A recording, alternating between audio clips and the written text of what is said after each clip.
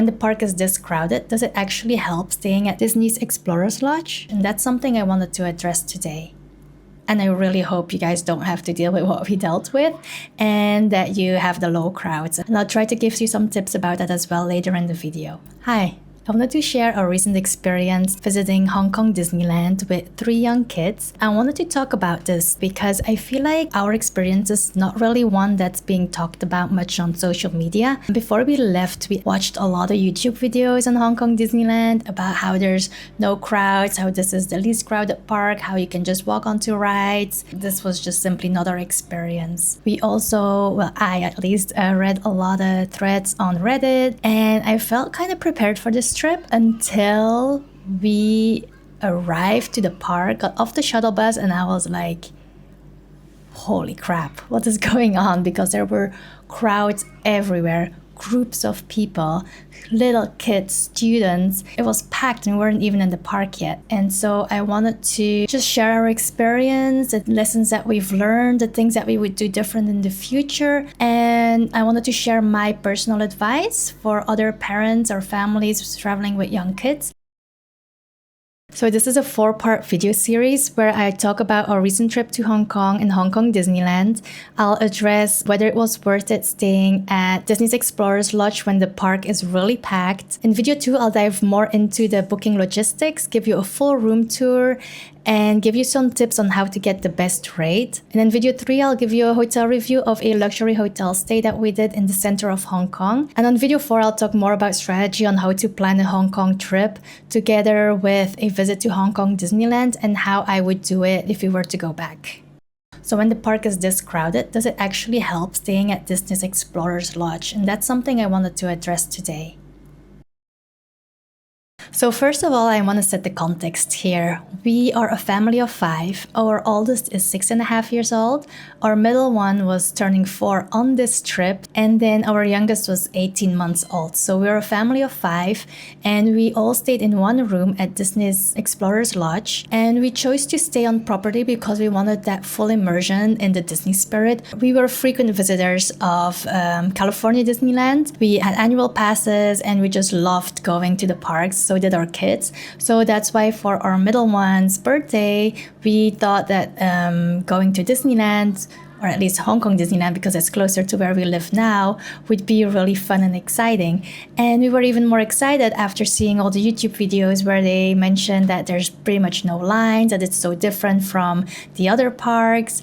And we honestly were just super stoked and maybe gotten our hopes up too high. For us, our experience was just quite different from other people that have been to the park and that have shown this on social media. And that's why I wanted to share our personal experience, just to give you kind of a different perspective so that maybe you, when you visit, can be better prepared. Okay, let's talk about the crowd reality. I want to share a little bit about how it felt for us and what it was like. So first of all, wait times were through the roof. From the moment that we arrived, wait times were already at 120, 140 minute waits for the popular rides like the Frozen ride in Arendelle.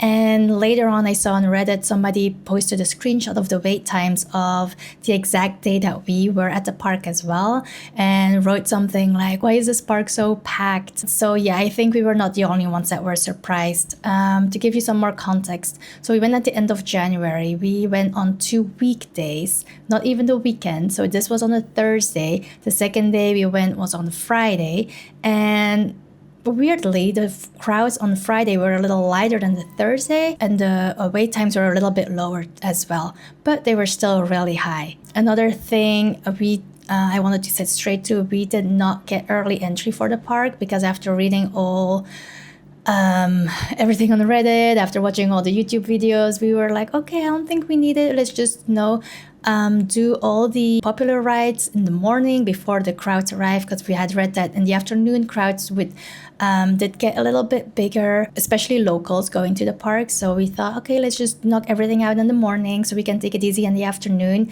And unfortunately, no, like we arrived at the park at 9:15 a.m. and the park opened at 10 a.m. and the crowds are already through the roof. If you go on a busy day and if you know this in advance, I definitely recommend getting the early entry passes. We just didn't know about it, and then we were so tired after day 1 that we really needed a rest for day 2, so we decided not to get those passes for the next day because we didn't think we would be able to make it. It's not just only the wait times, you know, like we, as I told you before, we visited the California parks very often. We had annual passes. We love going there. There's crowds, of course. There's long lines. It's not uncommon. So we're used to that. However, the crowds at this park are significantly different. It's not just like, okay, you know, I'm gonna go to this ride. I know it's a 2-hour wait. I'm just gonna wait in line. First of all, people run to these rides. They run to wait in a line. So that's first. So you have to deal with that. Secondly, people push. They don't just run, they push because they want to get in front of you. That's the second thing. Third thing, even when you're in line, you have your spot in line, you constantly have to look over your shoulder because somebody is going to still try to cut in front of you. And when it's just you as adults, maybe that's fine. You know, you can make yourself a little bit bigger, or, you know, you can kind of stand your ground by yourself. What really got to me was not just them trying to cut in front of us, like me and my husband, but it was when they really we're disregarding our kids. Our kids are little. They're just smaller. And even then, like these adults, I'm talking about adults, pushing, shoving, trying to get in front of our kids was just, I have no words. I was just so disappointed. Like that was just the reality that we dealt with. And I feel like that's not very much talked about on social media. So I wanted to share that with you. At least be mentally prepared for that could happen to you, or really be very careful about the dates that you pick, so that you can avoid these crowds. So as I previously mentioned, we went to Hong Kong Disneyland at the end of January 2026, which was approximately 3 weeks prior to Lunar New Year. So we thought that we would still be safe from the crowds. This was not the case. Even though we went 3 weeks prior, there were already massive crowds from mainland China that were on their Chinese New Year holiday. And so because of that, I highly recommend to pick your dates very carefully. Make sure that none of the dates that you want to visit the park fall near or around a Chinese holiday. Really build in some buffer. I did see on Reddit that people going mid-January, which was about a month prior to Lunar New Year, they did have the low crowds. However, us going at the end of January were less lucky. So that's something to keep in mind. So really try to plan your visit kind of far away from any of the mainland Chinese holidays. Okay, so here's the main thing that I wanted to address with this video. When the crowds are this bad, just staying on site at Disney's Explorers Lodge actually helped. Let me say that there were some unexpected wins that I had not considered beforehand. Like having that dedicated hotel guest park entrance really helped us. On the first day, we actually missed this specific entrance. When we were walking from the bus towards the park, there on the right-hand side, you will see somebody holding a sign, and it actually says early park entrance. So we thought it was only for people who bought the early entry passes. So we just walked by. That was right before reaching the huge fountain. You can't miss it. And then there, you had to walk all the way around the fountain because people were lining up and were already passing the fountain. So there were about like 8 different lines to get into the park. This was at 9:15 in the morning while the park opened at 10. It was insane. And, you know, we've been to Disneyland Tokyo as well, and there were huge lines there too. But this was, yeah, again, I don't know what was going on, but this was just, that was our experience.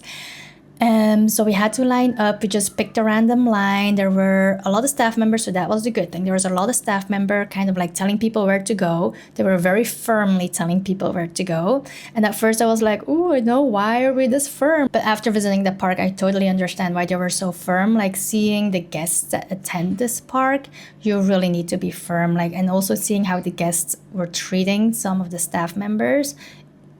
quite shocking, to be honest. So yeah, they were very firm, and I was just like, let me just ask them if there's a separate entrance for hotel guests. And the moment I asked him, he was like, oh yeah, of course, you guys get to go straight to the right. Just go there, show your key card, and they'll let you through. And I was like, oh great. So we walked all the way, were able to cut so much of the line, and then just showed us, it's actually written on the sleeve of your key card. So when you check into the hotel, they give you your key card, and then on the sleeve they write the dates that you're allowed to use the hotel park entrance. So this is not an entrance that goes straight from the Disney hotel. You still have to go to the park, and then it's just like a separate lane at the entrance of the park. And so you just show them the sleeve of the key card and they let you in. So, hot tip, don't forget the sleeve of the key card so you can show the staff member.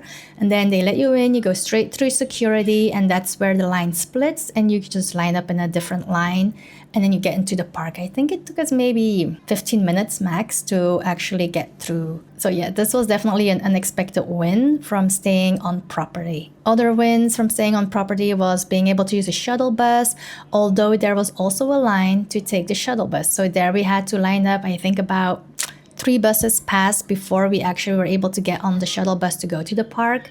So keep that in mind too. There's potential for taking breaks. If you need to, with little ones, if they need to take a nap, like you can just take the shuttle bus back and go rest at the hotel for a bit before heading back out. And then at night, advantage of staying on property or on site is that you avoid a packed train. And I think I wouldn't have known this or realized this if I hadn't gone out the last day we were there. I actually took the train to go get some groceries, which I thought was nearby. It still took me a good while to get there. It's only 2 train stops, believe it or not, 2 train stops, but you have to transfer.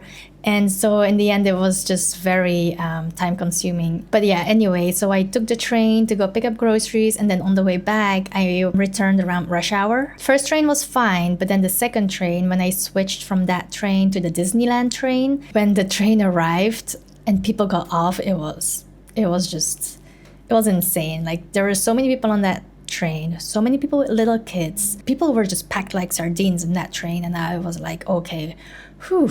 So happy we did not have to deal with that at least. A really fun perk of staying on site was that there's actually character meetups at the hotel, which was really nice. When we were at the parks, our kids actually were not able to meet Mickey or Minnie Mouse because the lines were just insane for those characters. On our last day at the park, so we went back to the hotel a little earlier, and when I was about to head out to go to the grocery store, in the lobby there was Mickey, and there were like 4 people in line for Mickey. So I just texted my husband and they ran over, and at least our kids got to see Mickey Mouse at the hotel with a very short wait time, and that was really, really nice. And I've read that throughout the day they have different characters showing up, so I think that is definitely a perk. So those are like the unexpected wins that we found from staying on site at Disney's Explorers Lodge. Alright, next let's talk about some of the honest downsides to staying on property at Disney's Explorers Lodge. And the first one is the biggest one, at least for us personally, was the fact that the food on property was so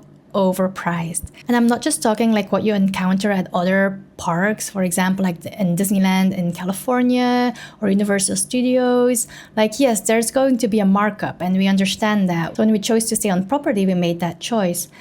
But when we actually went to buy some food, we got really hit with the reality that the prices there are just through the roof, like truly through the roof. And the food's not even that good. For our first dinner, we ended up getting like 1 egg salad sandwich, which was like $8 or $9. We got 1 kids meal for the kids to share, which my kids didn't really enjoy. And then my husband and I actually shared a main dish along with the egg sandwich. And that one was reasonable. It was okay. But it was just so incredibly expensive and not very good. Then the hall where you eat was also very cold, both in terms of temperature, but also like in terms of ambience. I hope you understand what I'm talking about. So we ate there once and then we did not go back there. We actually found out that we were getting better value for food at the park, ironically, maybe. So we decided to just have breakfast at the park, and then we would buy our dinner before leaving the park and actually taking it to the hotel. But it was like a reasonably good bakery on Main Street, right next to where the Starbucks cafe is. And they had decent prices and the food was actually pretty okay. And they had some fun breakfast items as well that our kids really enjoyed. So we felt like that was kind of like a win. But on property itself is just incredibly overpriced. And you know, that's where they really get you, because I feel like the prices for the hotel rooms are quite reasonable compared to other Disneyland hotels across the world. But they really get you there with the food because they know, first of all, the hotel and park are very remote. And so they know that you don't have many choices. You either have to buy your food at the park or at the hotel. But we try to use Uber Eats, and then they have some other local apps there. And none of those worked when we were staying at Disney's Explorers Lodge. So they just know that they kind of have a monopoly there, and that's how they really get you. And that was really an honest downside of staying on property. Then next, for breakfast, as I mentioned, we actually grabbed breakfast at the park because we learned that if you wanted to have breakfast at the hotel, they have a breakfast buffet. And you can actually, it comes with one character meetup. However, there's a time limit to this breakfast buffet, and it is just 1 hour. 1 hour. And you know, if you have 3 little ones or more, you know that going to a breakfast buffet and having to finish within an hour with 3 little ones is not that easy. First, you have to get food for all your kids. Then you have to get food for yourself, and then you still have to be able to eat it while tending to your kids. It's like, it felt like it would be such a rush for us and kind of like would be mentally a little bit overwhelming. So we just decided against that. And then, yeah, that's why we had breakfast at the park, which was fine too. It worked out. But just keep that in mind. If you want to do this breakfast, just know that there's a time limit of 1 hour. And then, of course, the last honest downside was just the fact that the park was so packed. The hotel, I must say, it didn't feel very packed until it was late at night when people were coming back from the fireworks show. And then if you went out during that time and like wanted to go to the store that's on site, that's when I really felt like, oh wow, yeah, there's a lot of people staying here. But when you would like be there throughout the day while people are at the park, it did not feel overwhelming or crowded or anything like that. And then for us, while we were there, I don't know if they were doing maintenance or if there was another reason, maybe it was just too cold. But while we were there, the pool was actually closed. Was it worth it staying at Disney's Explorers Lodge as a family of 5 when the park was this packed? And would we stay again?